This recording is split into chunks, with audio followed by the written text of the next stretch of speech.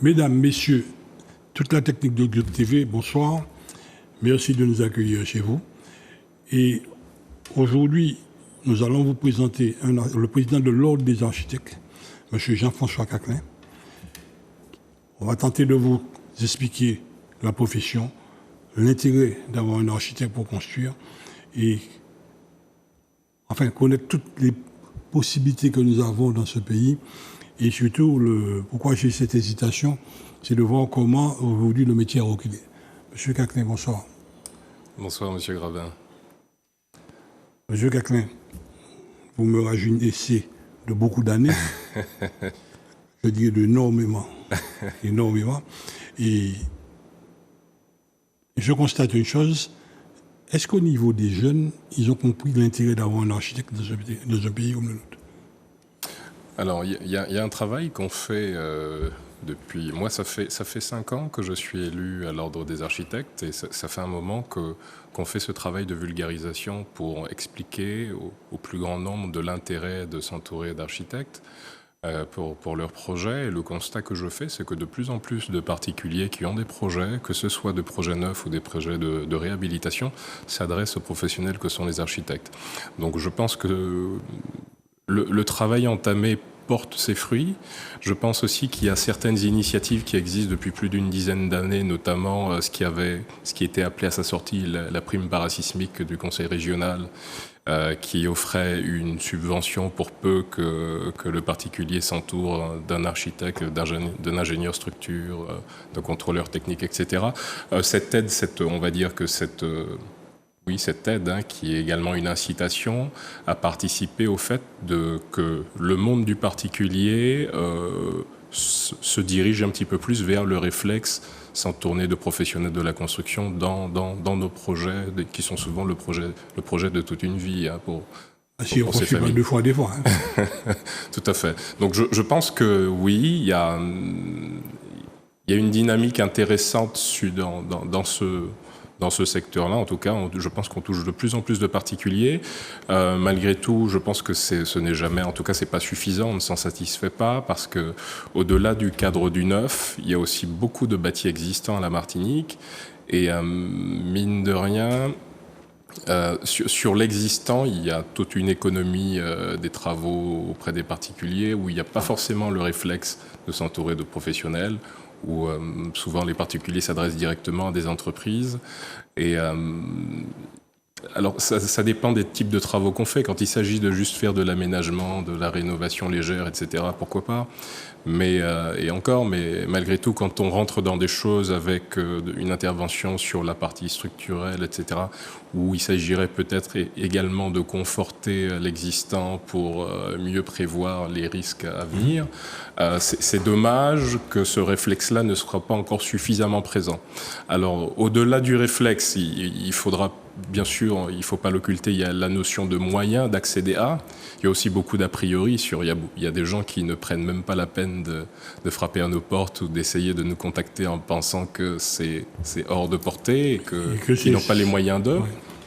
Ouais. Pour exemple, les salons, l'Ordre des architectes participe régulièrement au salon de l'immobilier, de logement et du crédit, dont le prochain est courant du mois de mai. Et c'est vrai que, alors, pendant ce week-end de manifestation, des architectes sont à la disposition des particuliers pour leur offrir des conseils et les orienter. Et on voit des gens s'approcher avec hésitation, des fois, se dire, bon, est-ce que je peux? Et donc, on essaie de faire tomber cette barrière, comme quoi les architectes, c'est pour les autres. À mon sens, alors aujourd'hui, à la Martinique, nous sommes un petit peu plus de 120 architectes de générations différentes. Vous êtes combien? 120, un peu plus de 120, de générations différentes, avec des spécificités et des spécialisations dans des domaines qui sont variés. Et c'est vrai qu'il y a aussi des architectes qui se spécialisent dans le service auprès des particuliers, que ce soit dans le neuf ou la réhabilitation. Donc il y a des architectes pour tout type de commande à la Martinique. Et vraiment, le sens de notre message, c'est d'inciter tout un chacun justement à franchir le cap, à s'adresser à des professionnels pour leurs projets de construction. Souvent, les gens oublient une chose, ou même pas oublient, ne savent pas que l'architecte il peut déjà anticiper ce qui va se faire dans 10, 15, 20, 50, 60 ans sur votre construction, sur votre investissement? En fait, vous savez, je crois que chemin faisant, on a tendance à vouloir enfermer dans des cases et des cadres des professions, lui il sert à ça, lui il sert à ça. Et de tout temps, le métier d'architecte, c'est un métier qui a une approche vraiment globale de la notion de projet. Souvent, des personnes s'adressent à nous en disant « Bon, je cherche un terrain ou bien je vais juste le trouver, est-ce que c'est trop tôt de faire appel à vous ?» Ben non.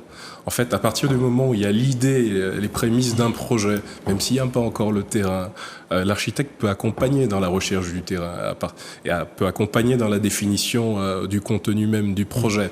Donc il n'est jamais trop tôt pour s'adresser à l'architecte. Et donc c'est ce message-là aussi qu'on veut porter. Et ce message ne peut être entendu que si nous, notre profession, continue d'œuvrer à expliquer, de communiquer. Je pense que pendant longtemps, c'est ce qui a été reproché à notre profession, c'est qu'on ne comprend pas ce que vous faites. Oui, on entend parler d'architecte, d'architecture, mais vous faites quoi exactement? Ça sert à quoi un architecte? Quand est-ce que j'ai besoin d'un architecte? Et à partir du moment où, de manière générale, c'est cette perception-là que les gens ont de notre métier, c'est difficile d'aller toucher le grand public si on ne sait pas à quoi ça sert de faire appel à un architecte. Donc c'est notre engagement également de porter cette voie-là et d'expliquer toujours, de faire de la pédagogie avec nos clients, parce que nos clients, on va dire que c'est notre première vitrine, hein, à faire un projet avec des clients dont c'est la première expérience de projet et de collaboration avec un architecte, de comprendre chaque phase, d'expliquer, et qu'à la fin, ils en ressortent grandis et puissent dire « Oui, j'ai fait ce projet-là avec un architecte et ça s'est bien passé pour telle ou telle raison. Il m'a permis de définir, d'améliorer mon projet sur tel ou tel aspect. » Et nos clients, ce sont les meilleures vitrines pour notre profession. En fait, c'est un métier. Il y a une cinquantaine d'années de ça. Oui, une cinquantaine d'années. Qui n'était pas connu du tout. Oui. Et l'architecte, c'est l'homme de l'art. C'est lui qui avait toute la responsabilité. Tout, oui, sur sa tête. Et assez souvent, on le voit en télévision, lors des catastrophes et autres, la première personne qu'on met à l'ombre, c'est l'architecte. Et des fois pour des années. Et à l'époque, je vous dis, vous m'avez un génie de 7 ans, à une époque, le premier client, c'était quand même la commande publique. Oui. Quand il y avait élection, c'est le moment où on dessinait le plus des établissements scolaires, enfin tout. Et les choses, il y a eu tellement de bêtises de fait hier qui ont donné la loi Sapin 1, la loi anticorruption. Et beaucoup de personnes ne sachant pas comment ça se passait, ont eu peur. Et la deuxième étape qui a commencé à tuer la profession, c'était les 150 mètres carrés sans architecte. Il y en a beaucoup qui ont regretté d'être passés par là. Oui, d'ailleurs, je ne sais pas si ça a duré longtemps, le passage où dès le premier mètre carré, l'obligation de recours à l'architecte était inscrite. Bon, d'ailleurs, en fait, moi, je tiens toujours à préciser cette partie de la loi, parce que souvent on s'adresse à nous en demandant « bon, j'ai tel projet, telle surface, est-ce que je suis obligé de prendre un architecte ?» C'est pas tout à fait comme ça que la loi est écrite et que le sujet se pose. La loi sur l'architecture de 77 indique que pour tout projet soumis à autorisation d'urbanisme de permis de construire, le recours à un architecte est obligatoire, sauf. C'est-à-dire qu'on part du principe que projet soumis à permis de construire, architecte obligatoire. Et dans cette loi, il y a, on va dire par la force sans doute de pression d'intérêt économique, ils ont créé un cadre d'exception.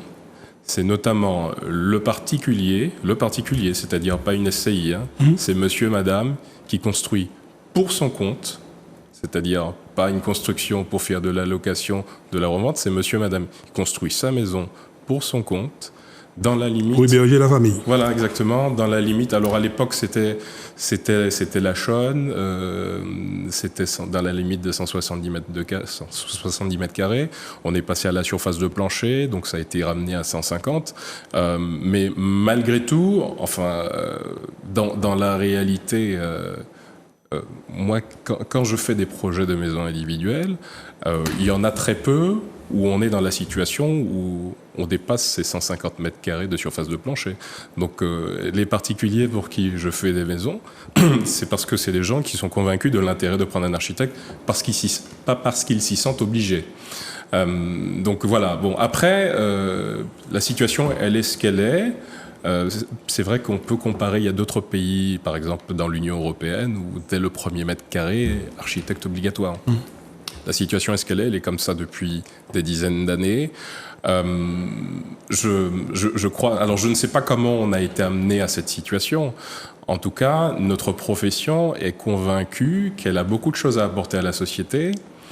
Et donc c'est aussi le sens de l'engagement de l'Ordre des architectes on va dire, dans la globalité de la profession, hein, et un message porté par les 30 000 architectes répartis sur le territoire français, c'est qu'aujourd'hui, le monde est confronté à certaines situations, des complications, les changements climatiques, les raréfactions des matières premières, il y a la baisse de la biodiversité, et le message que l'Ordre des architectes cherche à porter, à travers notamment un plaidoyer qui a été pensé avec l'ensemble de la profession, et à travers des propositions qui sont déclinées, c'est que les architectes sont à même de proposer des solutions pour adapter nos cadres de vie, pour faire face d'une part au changement climatique et également adapter nos modes de fonctionnement, notre mode d'habiter, notre mode d'aménager notre cadre de vie pour diminuer l'impact négatif également que nous avons sur notre environnement, pour essayer de maintenir des conditions de vie pour nous, nos enfants et les enfants de nos enfants demain. Donc voilà, donc nous sommes une profession qui est engagée, qui en plus a... J'allais revenir sur le cadre, et vous avez parlé de l'architecte, l'homme de l'art qui était responsable de tout. Effectivement, dans l'histoire de ce métier, il y avait un architecte, et puis c'est tout. C'est vrai qu'avec la technicité, l'évolution des normes, etc., il y a beaucoup de métiers qui sont apparus à côté de l'architecte. Il y a des ingénieurs, des géotechniciens, des thermiciens, des acousticiens. Donc on va dire que le cadre de la conception s'est beaucoup complexifié. Il y a beaucoup de réglementations qui s'empilent, etc. Et donc qui amènent à la création de métiers. On va dire aussi que ça permet aussi de répartir les responsabilités, sachant qu'autour d'une table, dans une réunion de chantier, souvent il y a des gens qui ont la même formation, mais qui n'ont pas la même casquette. Il y a celui qui va faire l'ingénieur travaux publics qui est côté casquette entreprise, celui qui construit. Il y a celui qui a la même formation mais qui est contrôleur technique. Il y a celui qui a la même formation mais qui est maître d'œuvre BET structure, qui fait de la proposition, du dimensionnement, etc. Donc oui, ça s'est complexifié on va dire dans le nombre d'acteurs. Mais aujourd'hui, j'ai tendance à dire que l'intervenant qui continue au sein de cet écosystème, à avoir une vision globale de ce que c'est un projet, avec toute sa dimension technique, environnementale, économique, sociale, c'est l'architecte qui est garant de ça. C'est l'architecte qui est garant de ça. Et il est important que tout le monde en soit conscient, parce qu'aujourd'hui, le constat qu'on fait, c'est que à trop vouloir enfermer dans des cases, et vous allez intervenir à tel moment, vous à celui-là, etc., etc., on se rend compte qu'il y a des projets, notamment dans la commande publique, qui arrivent où les architectes doivent répondre à des programmes, et des programmes qui ne sont pas bien conçus. Alors voilà. Ça c'est une étape de notre vie, oui, où beaucoup de programmes étaient mal conçus. Oui. Ça a soulevé de gros litiges. Oui. Et la première erreur que j'ai commise, voulant travailler pour mon pays, j'ai vu une erreur de conception, de diagnostic, que j'ai signalé. Oui. C'était à l'époque la région. Oui. Je me suis fait écarter. Oui, parce que la commission d'appel d'offres, oui, dont l'architecte fait partie, dont celui que je dénonçais fait partie, oui, j'ai été écarté. Et depuis, je me suis dit, bon, silence radio, oui, je soumissionne, je vois ce qu'il y a comme problème, et en route de chantier, je stoppe, je dis, on fait quoi là maintenant? Oui. Alors, ce sont des erreurs que nous avons vues par le passé, et heureusement, la nouvelle génération, elle est quand même bordée par une chose principale, capitale, l'assurance. Oui. L'assurance. Bien sûr. Parce que souvent, nous rencontrons des problèmes où il n'y a pas d'assurance décennale Oui. sur un projet. Alors, la notion de l'assurance, alors c'est important. D'ailleurs, de toute façon, ça fait partie des conditions sine qua non pour être maintenu au tableau de l'ordre. Notamment, un architecte ne peut pas ne pas être assuré. Donc ça, c'est important. Et c'est vrai que parmi les paramètres qui régissent et qui contraignent beaucoup ce que nous faisons dans notre métier, il y a la notion de responsabilité. Et c'est vrai que cette notion de responsabilité et on va dire le cadre général des assurances en France, en Europe, freine aussi un petit peu l'innovation, la capacité à tenter de nouvelles choses. Bon, je vois que par exemple, il y a des expérimentations avec des techniques nouvelles. Il y a aussi un mouvement de réemploi dans le bâtiment, d'utiliser des matériaux qui existent déjà et de leur redonner une seconde vie. Mais ça peut se faire que dans un certain cadre aujourd'hui, parce que c'est difficile d'engager la responsabilité d'une entreprise en décennale sur des produits qui ne sortent pas d'usine, manufacturés avec un PV, etc. Qui n'ont pas le CSTB. Voilà.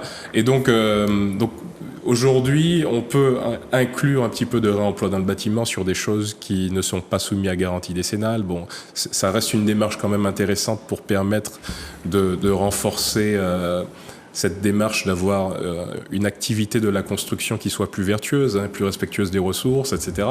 Et de créer une forme de circuit court.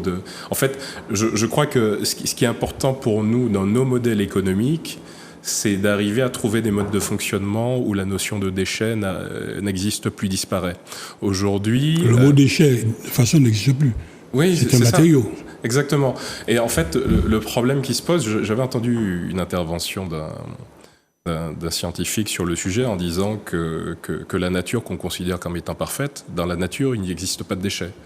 La nature fonctionne par un cycle et il n'y a pas un élément à un moment donné qui, dans le fonctionnement naturel, c'est quelque chose dont on ne sait plus que faire et qui est là et qu'on va devoir enfouir pour des milliards d'années. Non, c'est l'homme qui a créé dans ce fonctionnement la notion de déchets et d'accumuler des choses dont on ne sait que faire et dont se posent des questions comment on les valorise. Et aujourd'hui, à la Martinique, il y a beaucoup trop de produits qui sortent des constructions, des démolitions dans le BTP, dont on ne sait que faire, qu'on doit stocker dans des endroits.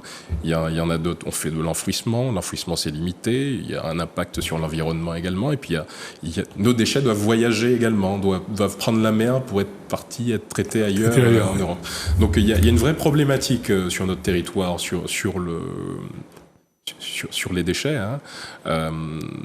Et je pense que tous les artisans, toutes les entreprises du BTP, ils sont confrontés parce qu'en plus, traiter les déchets de manière vertueuse à travers les filières qui conviennent, etc., ça a un certain coût. Les valoriser. Ça a certains coûts et des coûts que les entreprises ont du mal à valoriser dans leur prix.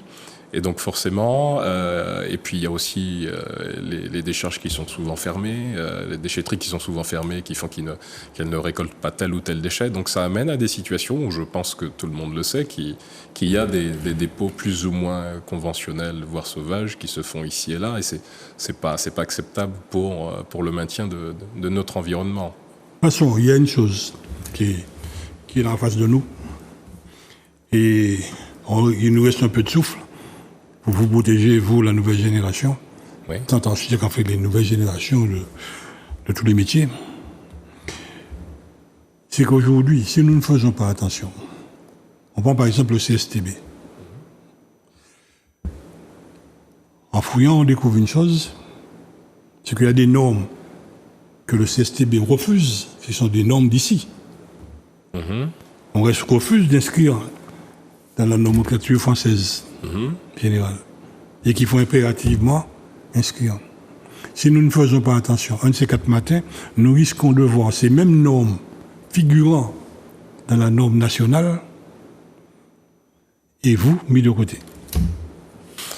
Alors, sur le rapport avec le cadre réglementaire et normatif français et qui est devenu européen plus largement, je crois que nos territoires, Martinique et Guadeloupe, ont souvent été, je pense, des pionniers dans la démarche de faire adapter ce cadre réglementaire. Des fois, pas forcément le faire accepter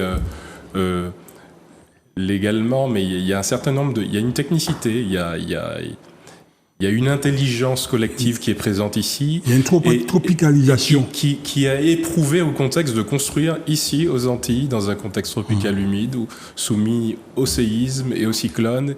Et ces connaissances-là que on va dire que les intellectuels continentaux n'ont pas forcément. Et donc, à travers un certain nombre de règles antilles, notamment, qui ont été révisées et tout, il y a eu une forme de prise en compte de cette compétence spécifique dans le cadre réglementaire. Alors c'est vrai qu'avec la survenue des Eurocodes, donc on va dire que le cadre réglementaire a changé, et c'est dans ce sens que justement qu'il y a les travaux qui sont entrepris depuis maintenant 4 ans ici à la Martinique dans le cadre de la cellule économique régionale de la construction, le projet Bâti Solide, qui est mené de concert avec la Guadeloupe, autour justement de renouveler ce travail d'appropriation et de la réglementation de la construction qui nous est applicable et qui est pensée avant tout, c'est vrai, il ne faut pas se le cacher, pour la France hexagonale, et de mettre en avant dans cette réglementation tout ce qui ne correspond pas à la réalité de nos territoires, que ce soit au niveau climatique, au niveau risque sismique, etc. Et sur l'aspect climat, il y a beaucoup d'incohérences. Souvent, par exemple, entre la sécurité incendie et la nécessité de ventilation naturelle, il y a des choses qui sont difficiles à concilier. Toutes les réglementations thermiques qui sortent en France, que ça a été la RT 2012, la RE 2020, etc. Bon, ce sont des réglementations qui sont pensées pour le territoire hexagonal, et qui, quand elles sont promulguées, elles ne sont pas applicables et ne sont pas opposables à la Martinique, enfin au territoire ultramarin. Donc c'est encore le cas. Malgré tout, par exemple, la RE 2020, il y a une dimension environnementale malgré tout qui est intégrée. Et ça, c'est des sujets il faudrait quand même qu'on puisse s'en saisir dans le cadre d'une réglementation. C'est vrai que, alors à la Martinique, je crois que c'était en 2013, qu'à l'époque où la région avait la compétence, avait légiféré et créé la réglementation thermique Martinique. Je crois qu'elle mérite d'être révisée, cette réglementation. J'ai cru comprendre que la CTM a est en train d'entamer les démarches pour voir à nouveau la compétence pour pouvoir légiférer sur ce volet-là. Donc ça fait partie des travaux qui sont objets des groupes de travail du projet Bâti Solide. Il y a aussi la réglementation thermique RTA-ADOM qui était assez intéressante, parce que c'était un projet, on va dire, qui venait du ministère, porté par le CSTB, mais auquel les régions ultramarines avaient été associées. Donc, même quand elle est apparue, il y a eu quelques éléments qui étaient discutables, mais de manière générale, il y avait eu quand même un petit peu de concertation autour de la RTA-ADOM, et à mon sens, c'était une réglementation assez intéressante, qui ne concernait certes que le cadre du logement, mais c'était déjà pas mal dans la considération justement du fait que nous vivons avec de la ventilation naturelle, et sachant aussi que il y a d'autres réglementations sur certains aspects qui ont tendance à promouvoir, à contraindre à l'usage de la climatisation, ce qui ne va pas dans le sens de ce que nous cherchons à faire. Donc voilà, Donc sur la réglementation, c'est une réalité que la réglementation qui est pensée pour le territoire hexagonal ne correspond pas à nos réalités. Donc ça, c'est une réalité. Nous faisons nos travaux de notre côté pour faire reconnaître ces spécificités. Donc le projet Bâti Solide arrive à son terme normalement fin de cette année 2023, à l'issue de laquelle seront proposés un certain nombre de propositions d'adaptation concrètes à la DHUP et au CSTB, pour poursuite et prise en compte dans la réglementation globale. Et à mon sens, vous savez, on parle de la réglementation française, mais à mon sens, de par les changements climatiques, il y a un certain nombre de situations que nous vivons ici qui est exceptionnel pour le territoire français, que peut-être que nos réglementations et nos retours d'expérience que nous avons ici à la Martinique, à la Guadeloupe, à la Guyane, à la Réunion, Mayotte, servira le territoire hexagonal dans quelques années. Déjà là. Voilà, donc déjà là. Oui. Il y a de plus en plus d'intempéries. Des périodes assez surprenantes de l'année, de grandes crues, de montée des eaux importantes. Et les réseaux, les infrastructures de ces territoires-là ne sont pas dimensionnés pour faire face à des pluviométries aussi surprenantes et aussi denses.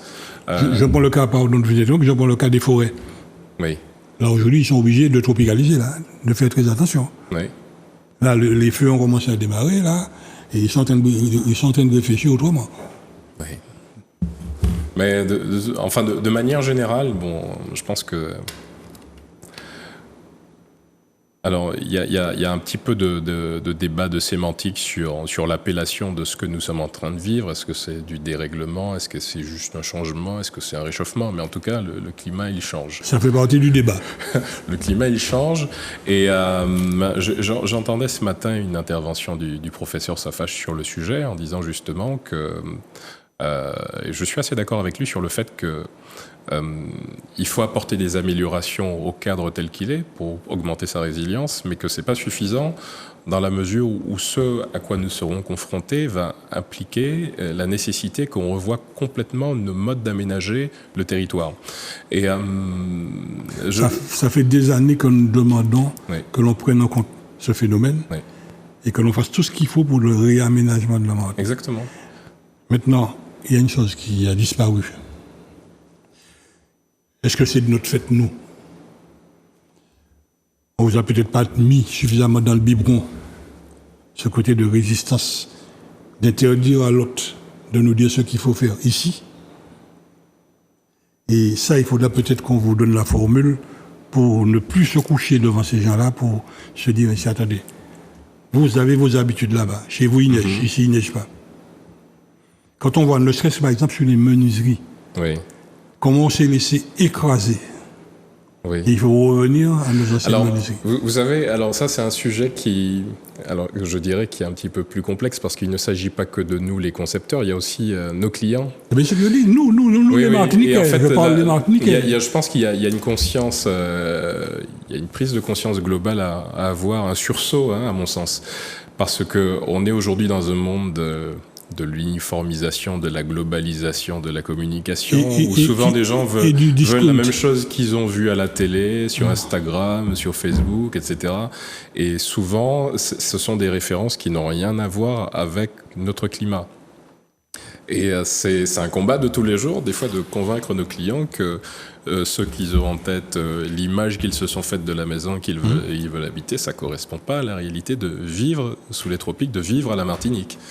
Et donc voilà. Bon, après c'est sûr que ça demande de l'énergie, c'est un engagement de défendre les spécificités et d'expliquer pour que ce soit entendu que c'est pas tout ce qui vient d'Europe qui est applicable ici. Donc voilà. Donc alors c'est vrai que les concepteurs ont une responsabilité justement de porter ce message-là pour permettre que des choses qui relèvent de non-sens ne pullule pas sur notre territoire. Vous parlez des menuiseries aluminium et PVC. Bon, je parle des carreaux de verre. Des carreaux de verre. Oui. Quand Socomi est entré ici dans les années 70, je me souviens quand les Parfaits ont lancé l'affaire. Oui. Après, il y avait Socomi et puis il y avait les Persiennes Édith. Oui. Petit, Casimir Petit. Ces hommes-là savaient se battre et s'imposer. Et puis à un moment donné, on a vu, là encore, je regarde, tous ceux qui vendent aujourd'hui, pratiquement, il n'y a plus de grosses maisons pour le bâtiment. Il n'y a que des maisons de bricolage. Et quand je vois le volume de menuiseries vendues dans les maisons de bricolage, ça me donne froid dans le dos.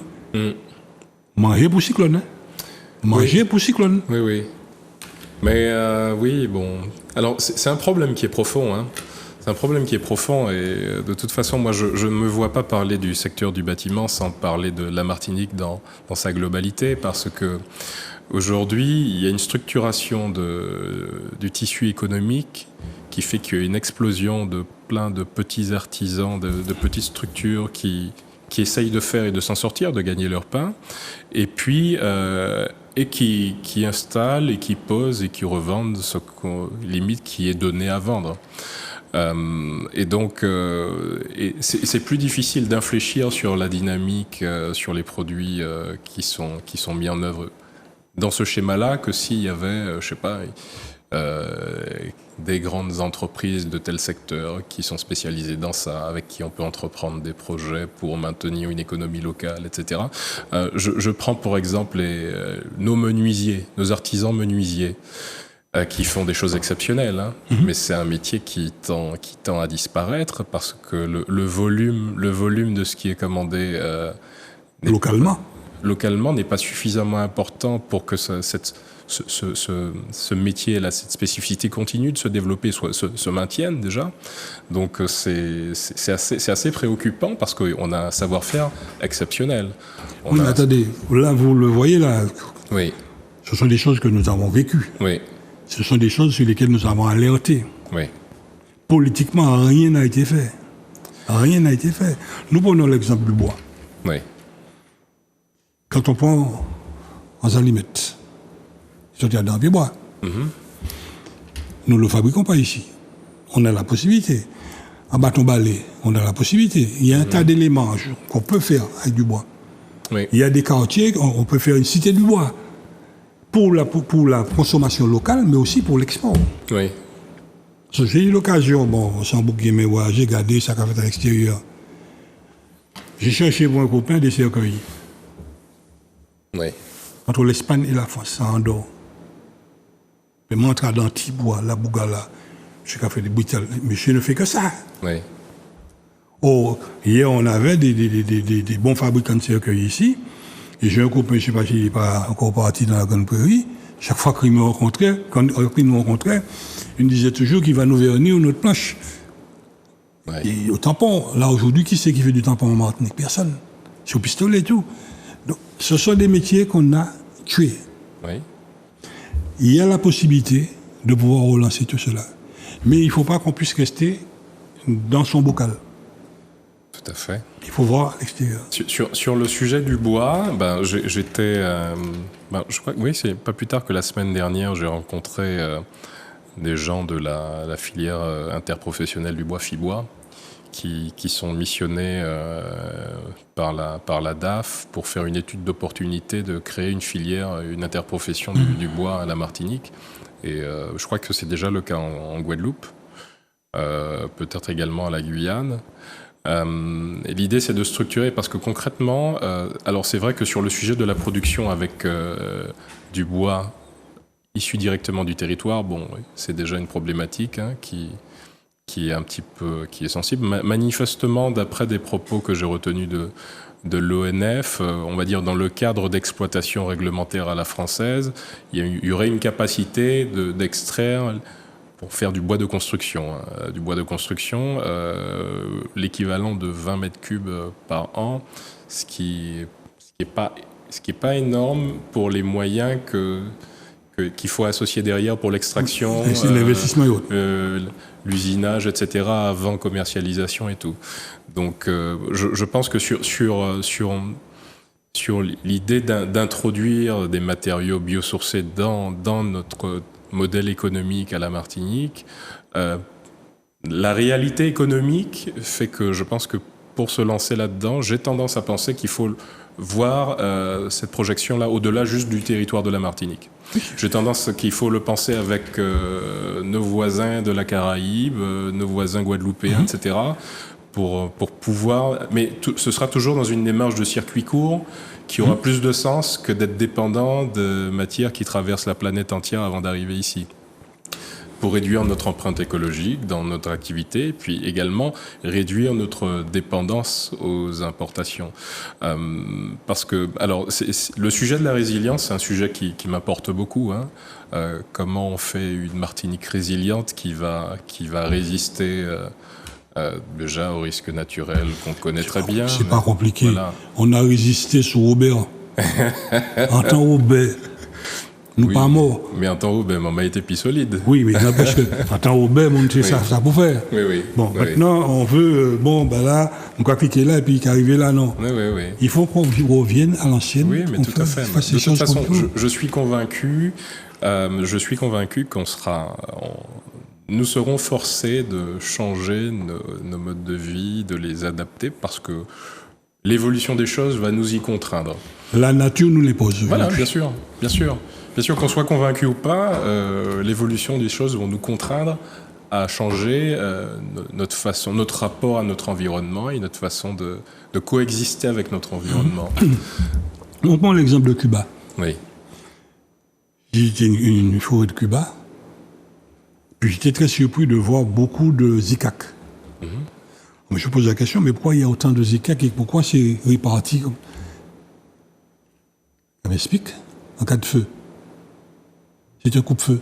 D'accord. C'est un coupe-feu. Alors, ils récoltent les zikak pour faire du jus, de la confiture et tout. Et ils ne perdent rien là-bas à Cuba. Ouais, c'est génial. Combien de petits bonhommes qui ont le zikak sur 10 jours? Combien de monde qui ont zikak pour rayon? Donc, il faut qu'on puisse revenir sur tout ça. Oui.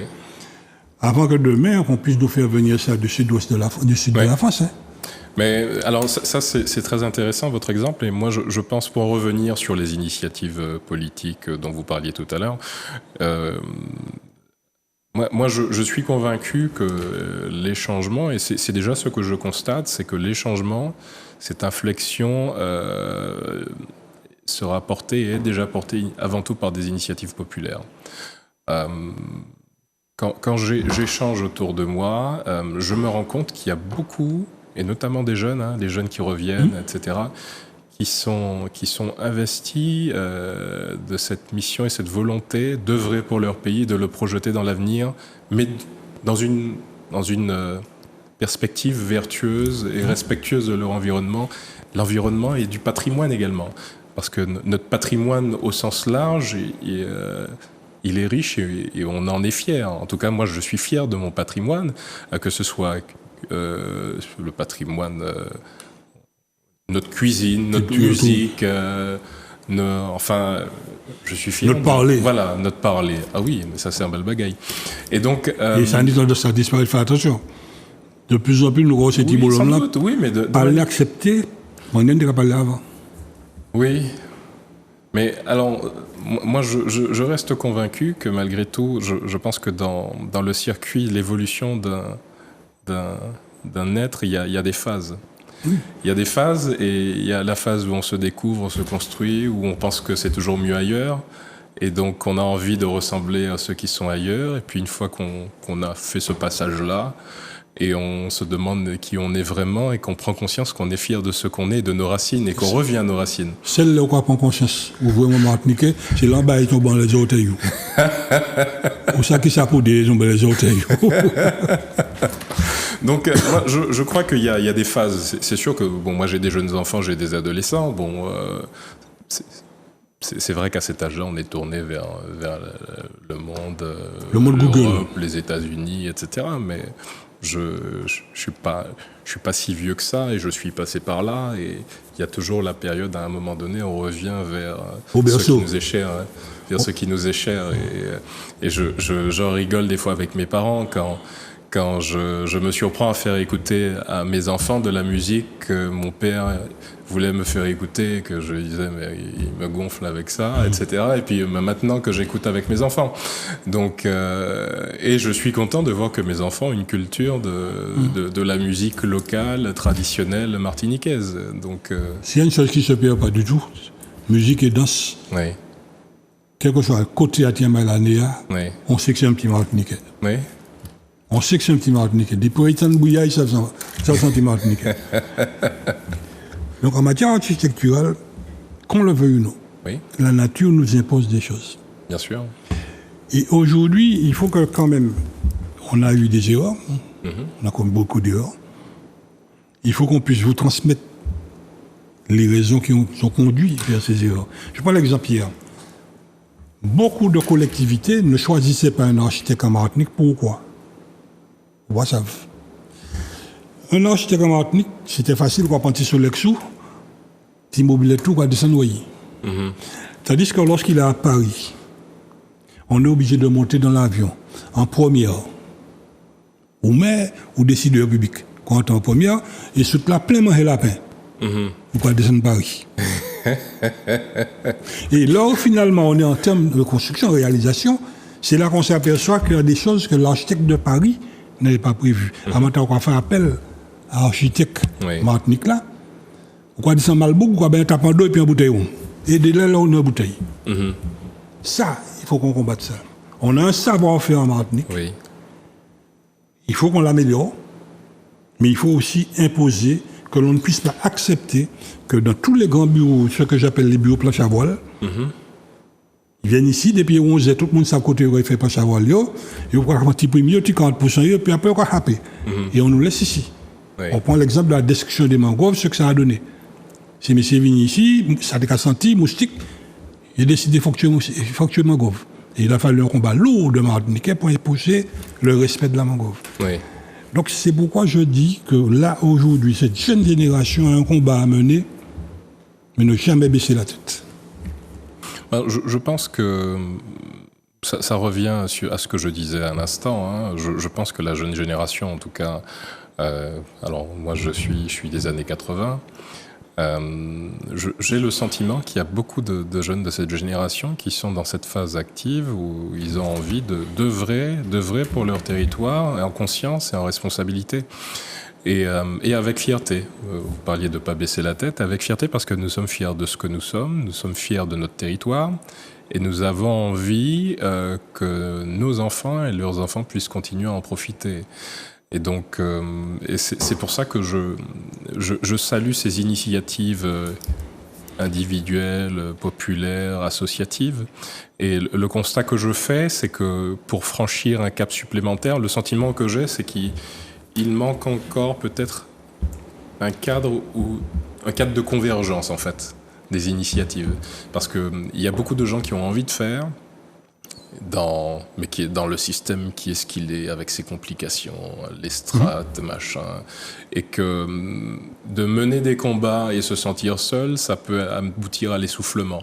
Et d'avoir conscience qu'il y a tant de personnes qui sont dans la même démarche, la même dynamique que soi, pour faire avancer le pays, je pense que ça aide à aller plus loin, à franchir des caps et à œuvrer concrètement pour notre territoire. Et donc c'est ça, à mon sens, le constat que je fais, c'est qu'il y a beaucoup de gens qui ont envie d'œuvrer pour la Martinique, que ce soit dans le secteur de l'alimentation, de la communication, de la construction, de l'enseignement. Il y a beaucoup de gens qui ont envie d'œuvrer pour le territoire. Il est important qu'on puisse trouver un cadre de convergence pour ces volontés-là. Mais le cadre n'est pas compliqué. Oui. Nous avons... C'est ma génération. Pas l'autre, une autre génération. On a coupé court le dialogue avec les jeunes. Oui. Il faut qu'on revienne à cette discussion. Oui, bien sûr. Il faut qu'on puisse les valoriser, leur dire attention. La transmission générationnelle, elle a été arrachée. Oui, oui. Et quand je vois ceux qui s'installent en Martinique, si vous avez une capacité de réfléchir qui m'a pour faire un bagage qui n'est pas belle, si nous ne pas faire comprendre que pour 5 minutes de plaisir supplémentaire, tu peux avoir des années de bonheur en moins. Ne fais pas ça. Pas comme ça, exploiter. Hier, on voyait les gars qui taguaient. Aujourd'hui, c'est devenu un métier. Ça fait vivre son maître. Oui, oui. Oui, bien sûr. Et à l'époque, c'était la DDE, lorsque nous avons lancé la formulation architectonique des murs, ils étaient partis dessus. Certaines municipalités ont reculé. Et puis, à un moment donné, ça s'est arrêté. Les petits jeunes ont commencé à envahir les différents murs. Et depuis qu'on commence à les embaucher, à leur donner un marché, on voit le résultat. On voit le résultat. Donc, il faudrait nous arrêter de mépriser ce type-là. Sûr. Ils savent que les hommes, là, demain, dans 20-30 ans, pourquoi ils nient l'âge moins? Pourquoi ils sont jetés dans le grand pas les bords? Ils sont jaunes, mais ils viennent derrière. Pas vraiment mon honte. Ce sont des choses, ce dialogue. Je me bats en permanence sur ça et ça m'attriste de voir que ces petits jeunes qui sont dans les abribus, en matière architecturale, il y a beaucoup de choses à faire avec. Est-ce que je peux continuer à faire apprentissage dessinateur? Est-ce que ça se fait dans le métier maintenant? Ça continue à se faire? Alors, ça se fait toujours. C'est une filière qui est dispensée notamment au lycée professionnel. Mais alors, sur l'apprentissage, alors, vous parlez de dessinateurs, projeteurs, etc. Mais ça m'amène justement à parler Notamment de la filière de la maçonnerie, par exemple. Ouais, Enfin, il y a un certain nombre de corps de métier en Martinique qui sont en train de disparaître, de s'éteindre. On trouve plus de maçons en Martinique, on trouve plus de carreleurs. Plus de plombiers. Plus de plombiers. Et je pense, j'ai tendance à penser, alors c'est sûr que c'est des métiers qui sont perçus comme pénibles et qui le sont à certains égards. Qui nourrissent nos maîtres. Voilà, mais je pense aussi que c'est des métiers qui ne sont pas valorisés. C'est ce que je dis. En tout cas, dans la perception, ce sont pas des métiers, des filières qui sont valorisés. Et moi, je me rappelle, je prends pour exemple, moi quand j'étais jeune à l'école, on valorisait pas les métiers de l'artisanat. On va dire si on était bon élève, c'était une voie de garage. on envoyait en filière générale, avec un peu de chance, tu feras des maths, de la physique, machin, tu feras une grande école et tout. Et puis, on dirigeait vers l'artisanat que ceux qui étaient en échec scolaire. Genre, tu n'as pas les moyens d'aller au-delà, tu vas faire ci, tu vas faire ça. Donc, ça faisait, en termes d'image, ça veut dire, bon, c'est par défaut. C'est-à-dire que comme tu peux pas faire autre chose, ben tiens, tu seras coiffeur, tu seras maçon, tu seras carreleur. Et en termes de valorisation, c'est pas terrible. Je veux croire qu'aujourd'hui, il y a un virage qui s'est opéré dans les orientations et que quelqu'un qui a envie, parce que c'est sa passion d'être coiffeur, ou d'être sculpteur, ou d'être carreleur, ou d'être plombier, que ces filières soient valorisées, parce que moi, je suis convaincu qu'on peut réussir sa vie, et il y a plein d'exemples, on peut très bien réussir sa vie dans des filières artisanales. De toute façon, tout ce qui est manuel, c'est un métier noble. Bien sûr, bien sûr. Bon, maintenant, il faut qu'on vous pose dessus. Bien sûr. Et c'est pourquoi nous disons aux jeunes, moi, si je suis un bon maçon, parce que je suis un belle cravate, bon français de France, et puis pour ne pas mettre un pain à l'étable là.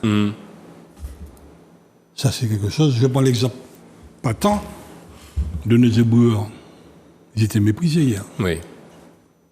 Aujourd'hui. La marchande de poissons hier était méprisée aujourd'hui. Donc c'est pourquoi il faut petit à petit qu'on puisse encourager, toujours encourager les jeunes à monter. Oui, et puis prendre conscience que chacun a son importance dans la société. Hein. Ne pas hiérarchiser que cette fonction-là, ce métier-là est plus important que celui-là, parce que c'est y'en a l'autre et on ne peut pas fonctionner sans telle strate de la population, de la société, de l'activité économique. Et donc, oui, c'est valorisé, parce qu'on ne s'en rend pas compte, mais demain matin, pour construire, reconstruire, il n'y aura plus personne. Hein. Et là, c'est l'avenir économique de Martinique, c'est dans la reconstruction. Oui, tout à fait. Déjà, par rapport à l'élévation du niveau de la mer, il y a beaucoup de maisons qui sont les pieds dans l'eau, donc il faudra dégager. Oui. Donc il faudra faire du neuf. Il y a d'autres qu'il faudra conforter. Enfin, il y a du métier, il y a du taf qui arrive. Oui. Il faut le lancer. Et c'est pourquoi nous nous adressons régulièrement à nos politiques pour leur dire lancez cette opération de reconstruction de la Martinique. Et l'architecte, c'est un incontournable passage. Bien sûr. On est obligé de passer par l'architecte pour éviter les erreurs et pour éviter que finalement ça coûte trop cher après. Parce qu'une erreur sur table, en la planche là, 2 coups de gomme, c'est fini. On jette le canson, on recommence. Mais quand c'est sur la construction, quand c'est sur du bâti, mettant pas nos briques à terre, il faut plus y acheter. Hein. Ce sont des explications qu'on ne donne pas souvent aux gens. Bien sûr.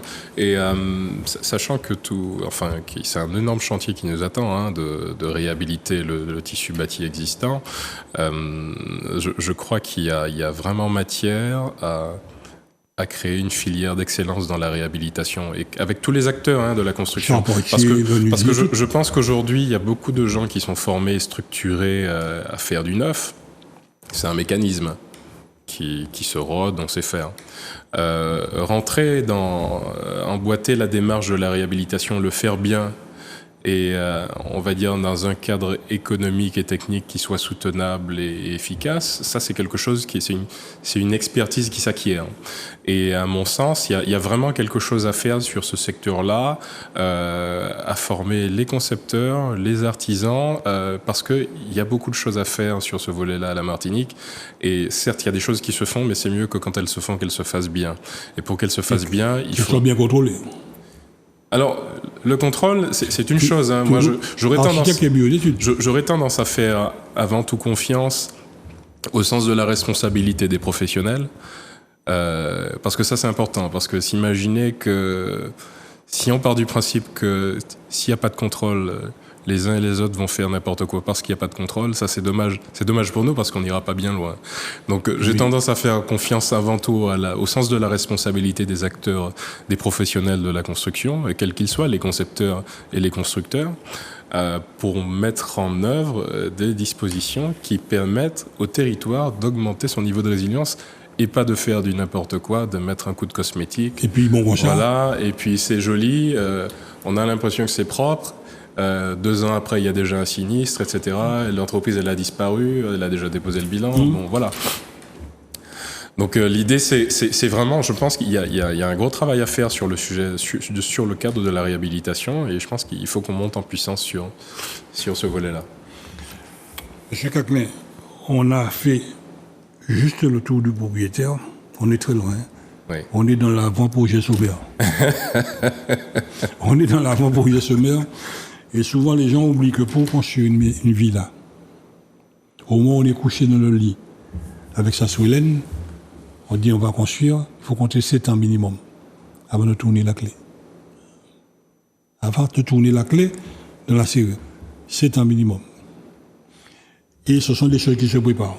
Oui. Mais pour le faire, ce n'est pas monsieur, madame, c'est monsieur, madame et l'architecte. On a souvent vu, avant de conclure, des erreurs de conception dans les cuisines. Ni des gens qui passent à Tchébé du bout devant un évier. Soit trop haut, soit trop bas. Et puis, on n'avait pas prévu de quoi loger le pied. Alors, ce qui fait que très souvent, c'est des gens qui explosent les colonnes vertébrales. Ah oui. Monsieur Caclin, on arrive au terme de l'émission. Si vous avez une conclusion à faire, ce serait laquelle?